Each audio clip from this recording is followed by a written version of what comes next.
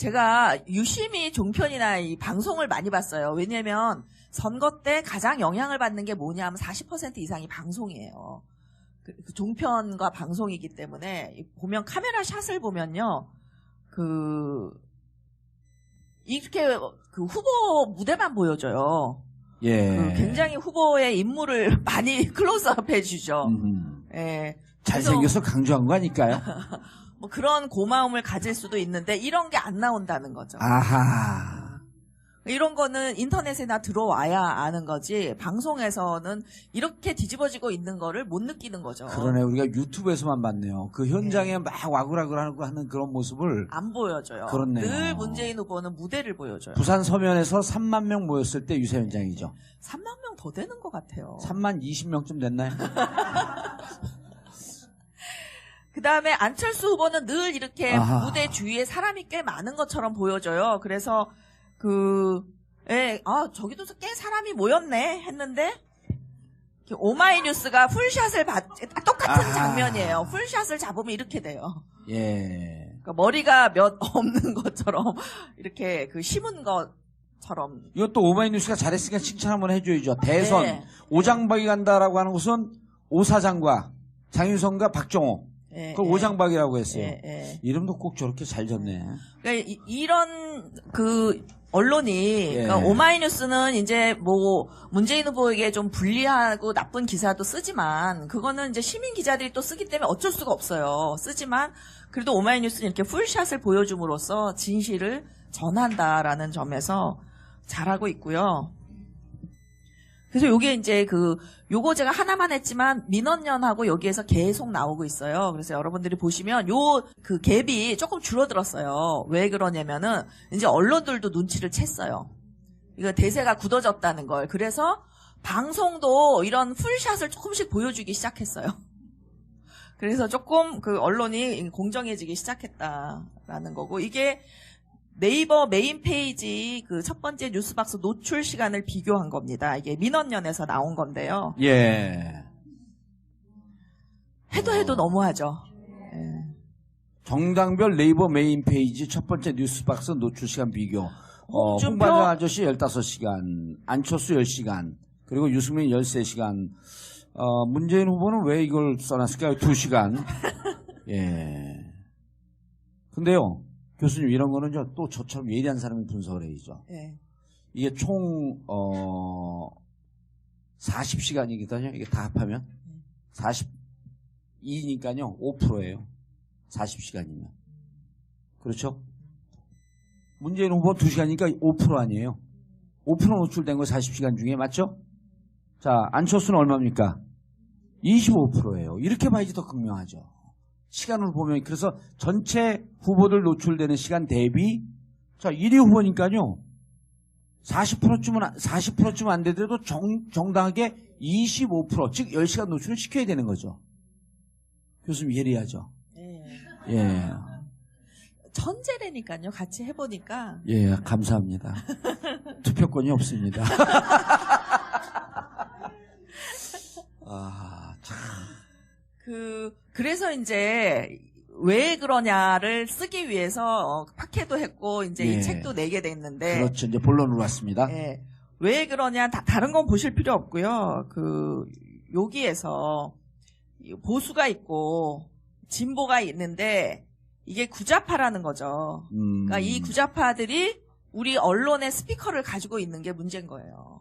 그러니까 오마이뉴스에서도 이제 이 구좌파들이 글을 쓸 때 이제 참여정부나 문재인에 대해서 굉장히 침소봉대해서 비판적으로 쓰죠. 근데 사실은 동성애자 이런 분들은 사실 신자파여야 맞는 것 같은데 보면은 하는 행동은 집단주의 권위주의적이라는 거죠. 보수랑 큰 차이가 없어요. 아하, 그러니까 예. 여러분들 궁금하지 않아요? 그러니까 이런 질문을 하면서 유도 질문을 하면서 절대로 동성애 차별 금지도 안 할 사람, 차별을 그냥 내둘 사람이 사실 홍준표 후보인데 홍준표 후보에게는 항의도 안 해요. 그리고 문재인 후보는 자기 신념은 다르죠. 이분이 데스 페널티가 뭐죠? 제가요 잠을 잘 못 자면 단어가 생각이 안 나. 어제 토론에서 문재인 후보가 잠을 못 주무신 것 같더라고요. 사형제도에 대해서 폐지를 찬성한다고 강력히 말씀하시면서도 사실 그 동성혼 합법화는 사실 이게 미국에서도 수십 년 걸린 그렇죠. 일이거든요. 예. 그러니까 속으로는 이분은 양심적으로는 딴 생각이 있을 거야. 하지만 이제 대선 후보로 나온 사람은 그 얘기를 솔직하게 할 수가 없잖아요. 무척 민감한 사안이죠. 예. 예. 그런데 이제 오늘 그 분들이 행사하는데 난입을 해가지고 멱살을 잡았다 그래요. 저도 그냥 소문으로만 들었는데. 누구의 멱살을요? 문재인 후보의. 어허. 그러니까 이거는 정말 사람들에게 일반 모든 국민들에게 혐오감을 주는, 그리고 사실 이분들이 원하는 세상을 가장 빨리 오게 할 사람이 누굴까요? 문재인. 근데 왜 이분들이 문재인한테만 와서 항의를 하느냐. 문화 자체가 저는 권위주의이기 때문에 약자한테 약한 사람한테는 강하게 굴고 강자한테는 시위도 안 해. 그게 이제 네. 그래서 구자파와 그 노무현 대통령을 중심으로 하는 이 신자파들의 문화적 갈등이 그들은 누구냐 하면은 이 사람들은 이미 제3세대예요. 그러니까 2세대 20세기가 아니라 제3세대는 이미 21세기를 연 그런 나라에서 가지고 있는 문화, 개인주의, 예. 탈물질주의. 예, 신자파가 주로 이제 문재인 지지자이니까. 예, 유럽의 시대로 보면 68년서부터 현재까지. 예, 그러니까 68혁명이 이제 그 68년에 일어났는데 결국 68혁명의 결과 프랑스에서도 이 대학 입시제도 이런 거 다 없어지면서 파리 1대학, 2대학, 3대학 이렇게 나가게 된 게 바로 68혁명의 결과거든요. 그러니까 이제 그 노무현을 좋아하고 문재인을 지지하는 사람들의 문화 자체는 이제 신자파다 했더니 항의가 좀 있었어요. 예. 뭐냐면 좌파랑 신자파가 공통점이 사실 별로 없어요. 그러니까 뭐냐면 이 그 보수는 물질주의적인 20세기 보수고 평등보다는 이제 개인의 재산권을 보호하는 게 이 보수라면은 20세기 진보는 이제 노동자를 중심으로 해서 평등을 중시하는 게 지금 이제 구자파가 된 거거든요. 21세기가 되면서. 그러니까 요들은 물질주의란 면에서 집단주의란 면에서 공통점이 있는데 신자파는요. 자본주의와 사회주의 둘 다를 반대하는 거예요. 그러니까 여러분들 책 보시면은 제가 요 부분은 팟캐스트에서 안 한 부분을 많이 보완을 해서 제가 68혁명에 대해서 이제 썼는데 그들이 뭐라고 얘기하냐면은 이 소비 반응의 자본주의는 싫다. 그리고 국가가 일일이 억압하고 개입하는 사회주의도 싫다. 공산주의, 그땐 공산주의죠. 공산주의도 싫다. 그래서 둘 다를 거부하면서 우리는 자유롭게 연대하는 공동체주의를 꿈꾼다. 그러니까 사실은 이제 반발하는 신자파가 구자파랑 뭔가 공통점이 있는 것 같은 느낌을 줘서 싫다는 거예요. 근데 그 말이 맞아요. 그러니까 서구에서 이제 둘 다 진보니까 하나는 올드 레프트, 하나는 뉴 레프트 이렇게 불렀지만 사실은 뉴 레프트는 올드 라이트, 올드 레프트가 다 싫다 그래서 재산의 방법으로 생긴 거거든요. 그래서 이 구자파, 신자파라는 것은 뭔가 좌파랑 연결된 것 같아서 기분이 나쁘다.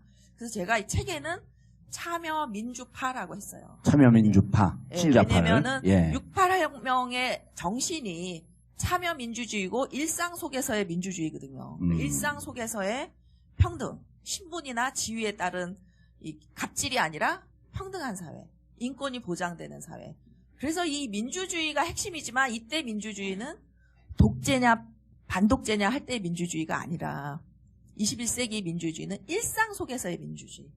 그러니까 우리 의원님도 이제 좋아하는 이유가 굉장히 격의가 없잖아요. 무게도 없고. 철이 없어요. 철이 없어요. 아이언도 부족하시고. 저도 이제 이렇게 교수지만 이렇게 대중들하고 소통하고 이런 거 좋아하고 또 온갖 욕을 또 트윗에서 먹어가면서 예. 같이 어떤 때는 욕도 하면서 그러고 하는 게 교수들에겐 굉장히 불편한 거예요. 불편하죠. 예, 그 교수들의 권위를 떨어뜨린다 그러는데 그게 이제 이 서양에 가면 그 교수나 학생이나 반바지 입고 다니면서 하이 그냥 퍼스트 네임 부르잖아요. 그러니까 그게 사실은 이런 68혁명을 거치고 일어난 거지 하루아침에 된 건 아닌데 우리는 혁명적으로 안 하고 평화적으로 하다 보니까 아하. 오래 걸려. 아하. 그래서 오로지 인구가 이제 나이 드신 인구가 이렇게 늙어가면서 젊은 세대가 오면서 이 탈물질주의가 나오기 때문에 이렇게 오래 걸리는 건데 그나마 우리나라가 이렇게 빠르고 많은 이유는 탈물질주의자가 신자파가 많아진 이유는 그러니까 탈물질주의자는 사실 그렇게 많지 않아요. OECD 중에 꼴찌예요. 그거 왜 그러냐면은 탈물질주의자가 많아야 이제 이 참여민주파가 나오는 건데 우리는 탈물질주의자도 아닌데 참여민주파가 많아. 왜 그러냐?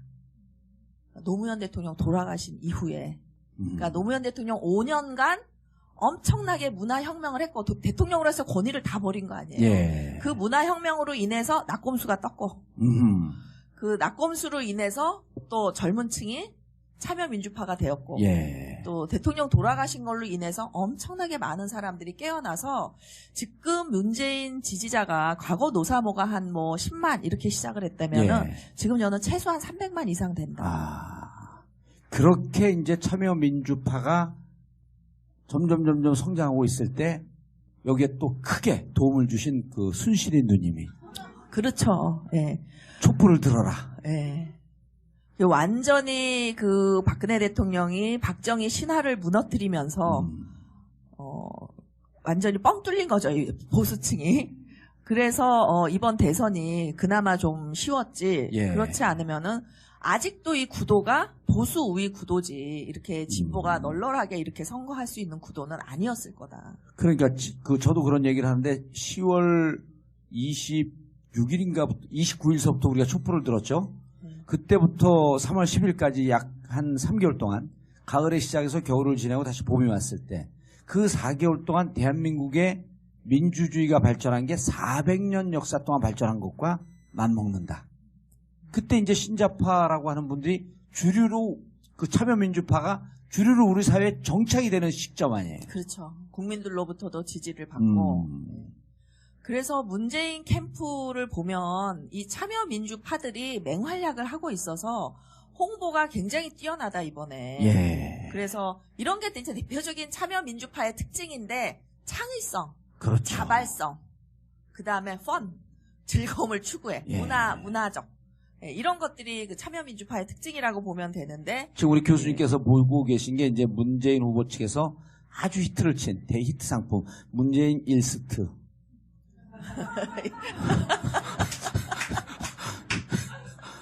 3D 하면 안 돼요?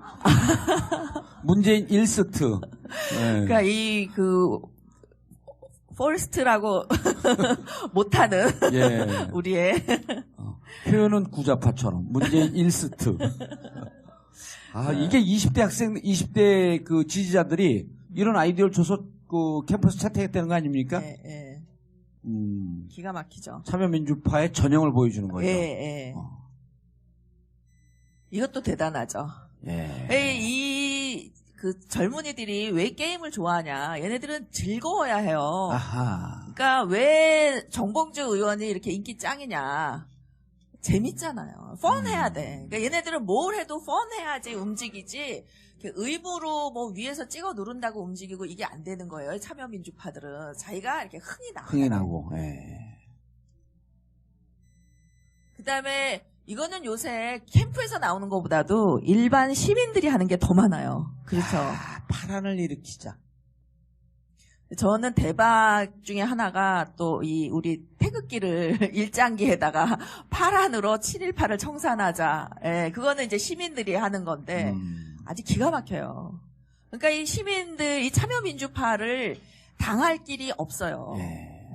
요게 이제 이런 바로 직전에 정치학적으로 사회학적으로 이제 우리가, 이게 그 권위주의적 지성, 그러니까 그 위키피디아하고 그 브리테니카를 비교하면서 브리테니카라고 하는 것은 회사에서부터 만들어진 백과사전이고 위키피디아 같은 경우는 집단지성. 그러면서 요 전에 참여민주파를 표현할 때 집단지성의 힘이 강하다. 맞아요. 예. 그런 얘기를 했잖아요. 근데 그거를 지금 이제 신자파의 참여민주파들이 이제 보여주고 있는 거죠. 근데 이 안철수 후보가 이제 그 문재인 후보는 뭐 여러 가지로 앞서고 있고 다 잘하고 있으니까 이제 이번 대선이 어떻게 될지 궁금하실 분들을 위해서 이게 뭐 역전 가능성이 있느냐 하는 건데 저는 이제 역전 가능성이 있을 가장 중요한 요인이 이제 호감도 비호감도로 봤는데 호감도가 안철수 후보가 1위였고 비호감도가 공동 4위였어요. 그러면은 굉장히 확장 가능성이 있는 거죠. 그랬는데 그런 강의를 제가 딴 데 가서 한 며칠 만에 검증이 시작되면서 또 TV 토론, 특히 TV 토론을 보면서 사람들이 문재인을 굉장히 나쁘게만 알았는데 보니까 생기기도 잘생기고 굉장히 점잖고 태도도 예. 아주 공손하고 너무 괜찮은 거예요. 그래가지고 호감도 비호감도 순위가 역전이 돼버렸어요. 안철수랑 완전히 뒤바뀌어서 문재인 호감도 1위, 비호감도 꼴찌 지금 그렇습니다. 그래서 문재인이 오히려 확장 가능성이 더 넓어진 거예요. 예. 근데 이제 안철수의 장점은 이건데 미래 4차 산업 IT 활용 이건데 이제 스스로 로봇 태권브이를 만들어가지고 인간은 없고 그 로봇만 있는 그런 후보로 스스로 이미지를 만들어버려서 그것도 별로 기댈 게 없고. 이거는 좀 설명이 필요한데요. 그 여론조사를 하면 지지자를 묻습니다. 그 다음에 또 뭘 묻냐면요. 그럼 지지율이 예를 들었고 문재인 40, 안철수 30으로 나오면 그분들에게 다시 호감도를 묻습니다. 그런데 문재인 후보가 초기에 호감도가 높지 않았었거든요. 호감도를 왜 묻냐면 그 호감도는 잠재적으로 지지율로 이전됩니다. 며칠 지나면. 그래서 호감도 꼭 묻는 거거든요. 그런데 이제 지금 이번 주 말 되면은 여론조사가 이렇게 와요. 누구를 찍을 겁니까? 공격적 여론조사죠. 그래서 이번 주 말로 모든 선거운동 사실 어찌 보면 끝난다고 봅니다. 근데 문재인 후보의 강직도, 지지 강성, 네거티브가 나도 안 떨어지잖아요. 그 이유가 문재인 후보를 지지하는 강직도가 90%를 이미 넘어섰습니다. 뭐가 와도 안 바뀝니다. 근데 안철수 후보는 60% 있다가 지금 올라온 게 한 75쯤까지 올라왔는데 이제 거기는 뭐냐면 그 75라고 한다면 나머지 25% 안철수 지지하는 25%는 이민 갈 가능성이 있다. 어디로? 다른 후보한테로. 1스트.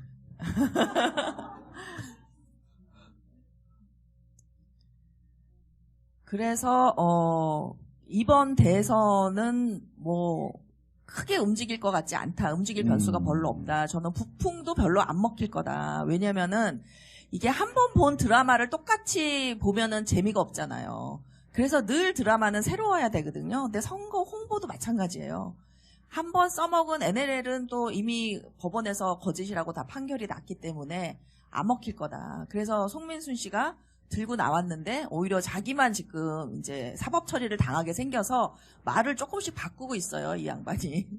그래서 크게 흔들 변수가 없는데 지금 이제 사드를 그냥 또 갑자기 오늘부터 그 배치를 하기 시작하는데 그 의원님 거기 뭐 하실 얘기 있으세요? 그 부분에 대해서. 사드보다도 이제 저는 송민순 씨 그 내용을 다 들여다봤잖아요. 그리고 현장에 있었던 사람들한테 이제 직접 얘기도 들었는데 자세한 건 모르겠고 제가 약간 MB하고 비슷한 측면이 있어요. 해봐서 잘 알거든요. 제가 BBK로 감옥 갔다 와봤잖아요. 2007년도에. 그것에 비추어 보면 송민순 전 장관은 무상급식 오래 받을 것 같습니다. 바이바이. See you forever. 진짜 심각한 겁니다. 저게 선거 때 낙선을 목적으로 허위사실 유포하는 거는요. 무척 심각한 법률 선거법 위반이에요. 저거는 집행유예 사례가 없습니다. 왜냐하면 대법원 판례가 정봉주 BBK 판례가 있기 때문에. 그럼요. 저거를 만약에 집행유예로 내보내면 정권을 바뀌었는데 정봉주가 또 순한 사람 아니에요? 가만히 있겠죠. 우리가 그 박근혜 대통령 탄핵할 때 노무현 대통령 때 경험이 굉장히 도움이 됐잖아요. 근데 역시 송민순 씨를 위해서 우리 정봉주 의원이 감옥을 다녀오신 이 준비가. 예, 제가 현지 답사 갔다 왔습니다. 이제 남은 거는 신삼당 합당 하나 남았는데 저는 그것도 별로 파괴력이 없을 것 같고, 홍준표는 절대로 합당을 할 리가 없을 것 같고, 그래서 크게 뭐 이렇게 흔들린 요인은 아닌 것 같고, 서로, 그리고 안철수도 합당은 못 할 거예요. 그러니까 이쪽에서 유승민 후보가 포기하고 지지하거나 아니면 바른정당 일부 의원들이 탈당해서 국민의당을 오지 않는 한 어려울 것 같은데, 아무튼 그렇게 한다 하더라도 또 문재인은 국민의당 내에 또 진보적 정치인, 예를 들면 천정배, 정동영 같은 사람도 탈당을 할 수밖에 없는 상황으로 갈 거기 때문에 저는 그 신삼당 합당도 별 가능성이 없어 보이고, 한다 하더라도 별로 큰 위기 요인은 아니라고 본다.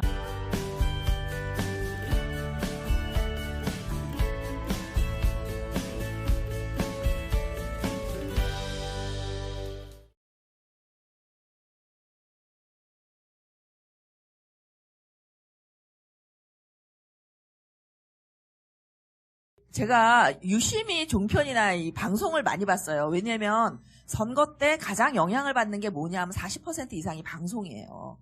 그 종편과 방송이기 때문에 보면 카메라 샷을 보면요, 이렇게 그 후보 무대만 보여줘요. 예. 굉장히 후보의 인물을 많이 클로즈업 해주죠. 예. 잘생겨서 강조한 거 아닐까요? 뭐 그런 고마움을 가질 수도 있는데 이런 게 안 나온다는 거죠. 아하. 이런 거는 인터넷에나 들어와야 아는 거지, 방송에서는 이렇게 뒤집어지고 있는 거를 못 느끼는 거죠. 그러네, 우리가 유튜브에서만 봤네요. 그 현장에 막 와글와글하고 하는 그런 모습을 안 보여줘요. 그렇네요. 늘 문재인 후보는 무대를 보여줘요. 부산 서면에서 3만 명 모였을 때 유세 현장이죠. 3만 명 더 되는 것 같아요. 3만 20명쯤 됐나요? 그 다음에 안철수 후보는 늘 이렇게 아하. 무대 주위에 사람이 꽤 많은 것처럼 보여져요. 그래서 저기도 꽤 사람이 모였네 했는데, 오마이뉴스가 풀샷을 똑같은 이게 민원연에서 나온 건데요. 예. 해도 너무하죠. 예. 정당별 네이버 메인 페이지 첫 번째 뉴스박스 노출 시간 비교. 홍준표 홍반장 아저씨 15시간, 안철수 10시간, 그리고 유승민 13시간. 문재인 후보는 왜 이걸 써놨을까요? 2시간. 예. 근데요, 교수님, 이런 거는 또 저처럼 예리한 사람이 분석을 해야죠. 예. 이게 총, 40시간이거든요. 이게 다 합하면. 42니까요, 5%예요. 40시간이면. 그렇죠? 문재인 후보 2시간이니까 5% 아니에요. 5% 노출된 거 40시간 중에, 맞죠? 자, 안철수는 얼마입니까? 25%예요. 이렇게 봐야지 더 극명하죠. 시간으로 보면. 그래서 전체 후보들 노출되는 시간 대비, 자, 1위 후보니까요, 40%쯤은 안 되더라도 정당하게 25%, 즉 10시간 노출을 시켜야 되는 거죠. 교수님 예리하죠? 예. 천재라니까요. 내둘 사람이 사실 홍준표 후보인데, 홍준표 후보에게는 항의도 안 해요. 그리고 문재인 후보는 자기 신념은 다르죠. 이분이 데스 페널티가 뭐죠? 제가요, 잠을 잘 못 자면 단어가 생각이 안 나. 어제 토론에서 문재인 후보가 잠을 못 주무신 것 같더라고요. 사형제도에 대해서 폐지를 찬성한다고 강력히 말씀하시면서도, 사실 동성혼 합법화는 사실 이게 미국에서도 수십 년 걸린 그렇죠. 일이거든요. 예.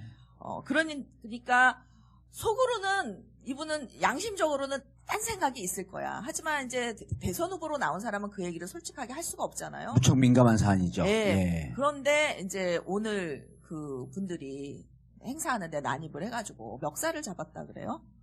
저도 그냥 소문으로만 들었는데. 누구의 멱살을요? 문재인 후보의. 어허. 그러니까 이거는 정말 사람들에게, 일반 모든 국민들에게 혐오감을 주는, 그리고 사실 이분들이 원하는 세상을 가장 빨리 오게 같이 해보니까. 예, 감사합니다. 투표권이 없습니다. 아, 참. 그래서 이제 왜 그러냐를 쓰기 위해서 팟캐도 했고, 이제 예. 이 책도 내게 됐는데. 그렇죠. 이제 본론으로 왔습니다. 예. 왜 그러냐, 다른 건 보실 필요 없고요. 여기에서 보수가 있고 진보가 있는데 이게 구좌파라는 거죠. 그러니까 이 구좌파들이 우리 언론의 스피커를 가지고 있는 게 문제인 거예요. 그러니까 오마이뉴스에서도 이제 이 구좌파들이 글을 쓸 때 이제 참여정부나 문재인에 대해서 굉장히 침소봉대해서 비판적으로 쓰죠. 근데 사실은 그 동성애자 이런 분들은 사실 신자파여야 맞는 것 같은데 보면은 하는 행동은 그 집단주의 권위주의적이라는 거죠. 보수랑 큰 차이가 없어요. 아하, 그러니까 예. 여러분들 궁금하지 않아요? 그러니까 이런 질문을 하면서 유도 질문을 하면서 절대로 동성애 차별 금지도 안 할 사람 차별을 그냥 냉면이에요. 풀샷을 잡으면 이렇게 돼요. 예. 그러니까 머리가 몇 없는 것처럼 이렇게 그 심은 것처럼. 이것도 오마이뉴스가 잘했으니까 칭찬 한번 해줘야죠. 대선 네. 오장박이 간다라고 하는 것은 오사장과 장윤성과 박정호 예, 그 예. 오장박이라고 했어요. 예, 예. 이름도 꼭 저렇게 잘 졌네.